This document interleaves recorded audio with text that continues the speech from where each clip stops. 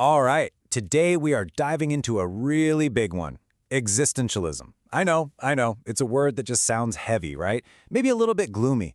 But what if I told you it's actually one of the most empowering, life-affirming philosophies you could ever stumble upon? Seriously, it's all about how you can forge a meaningful life even when the universe doesn't give you a map. So let's get into it. It really all boils down to this question. That moment, maybe you're sitting in traffic or staring at a blinking cursor on your screen, and you just think to yourself, what is all this for? That feeling, that's not just some random thought. That is the exact starting block for existentialism. So when most people hear the word existentialism, they probably picture some poet in a black turtleneck, sitting in a Parisian cafe talking about despair. But that's a total stereotype. The reality is so much more powerful. Where people see despair, existentialists actually see freedom. What looks like gloom is really a call to take on radical responsibility. And, it's the total opposite of nihilism. It's not about nothingness. It's a fierce demand to live a truly authentic life. Okay, so if it's not all doom and gloom, why does it have that reputation? Well, to get to the really good, empowering part of this whole idea, we first have to talk about why it feels so heavy right at the beginning. You've got to remember the context here. Existentialism really took off in Europe right after World War II. I mean, can you imagine a time when all the old rules and certainties were just completely shattered? So yeah, it doesn't shy away from the hard stuff. It looks right into the face of angst, despair, and even death. It pushes aside the easy comforts of just following the crowd and puts the spotlight right back on you, the individual. It's not about wallowing in darkness, it's about staring it down to find a way through.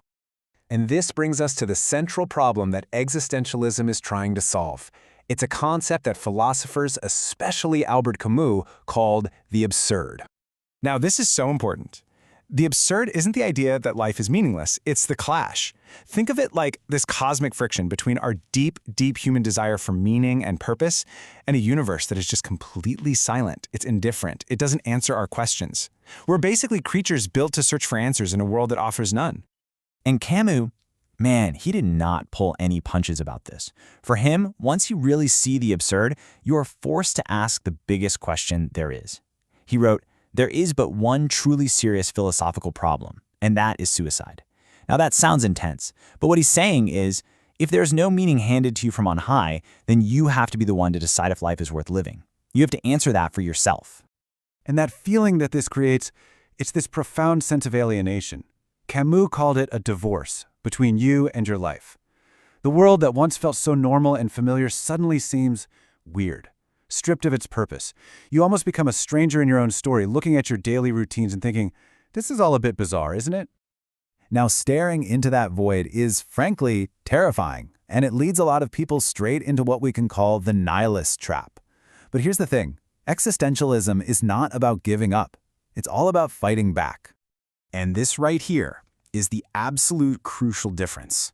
Nihilism is passive. It's throwing your hands up and saying, life has no meaning, so screw it, nothing matters. Existentialism is an active rebellion. It looks at the same facts and says, okay, life has no inherent meaning, so that means I must be the one to create it.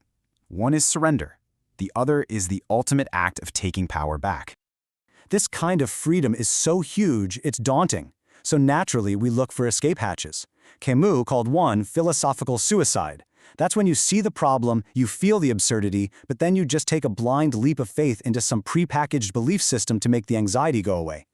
Another escape, which Jean-Paul Sartre called bad faith, is when you just pretend you have no choice. It's that voice in your head that says, oh, I have to do this, it's just what's expected of me. That's really just an excuse to avoid the scary reality of being truly free. So, if you're not supposed to escape, how do you actually fight back?